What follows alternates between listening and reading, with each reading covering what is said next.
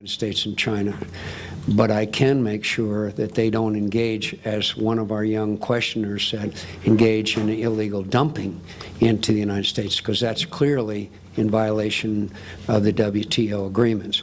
So I think I would enforce through existing organizations and existing agreements violations or prosecution of violations of fundamentals of the free trade that we're supposed to be engaging in. Yes, ma'am. Yeah, yes, ma'am. Senator, thank you. In your audience today, I saw only 2 African Americans, and they were both on the podium behind you. Apparently, today, while you were walking through Alabama, most of your audience was white, and yet a good share of this country is African American and other ethnic groups. What specific ways can you assist those people? What, for example, is your stance on affirmative action? Well, obviously, on the issue of affirmative action, it's in the eye of the beholder. If you're talking about assuring equal and fair opportunity for all Americans and making sure that the practices of the United States military are emulated, the greatest equal opportunity employer in America, then I'm all for it. If you're talking about quotas, then I'm not for it.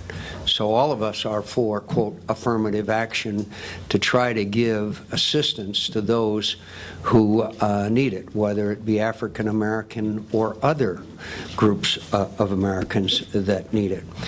On the general issue of what you're talking about, I know I have to compete hard for the African American vote. I have no illusions about that. And I understand that I have to reach out, and I'm doing that, and I will continue to do that. I was in Alabama yesterday, as you know. The governor of Alabama, who is a Republican, when he first ran for election, got around 9% of the African American vote.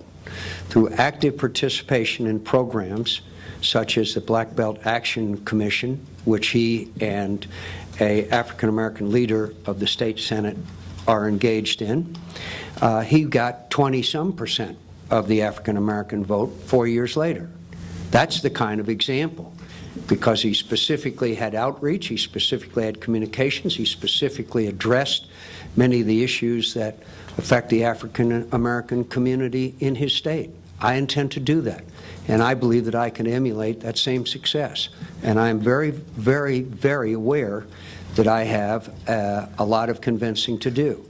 And that's why I'm going to campaign hard, and I'm going to campaign all over the United States of America, everywhere in every community. And the African American community will be part of that. And finally, may I just say, perhaps one of the most moving experiences of my long life was to be at Gee's Bend yesterday and be amongst those wonderful, wonderful people who have contributed so much to American culture and are such magnificent individuals. Thank you very much. Thank you. See you later.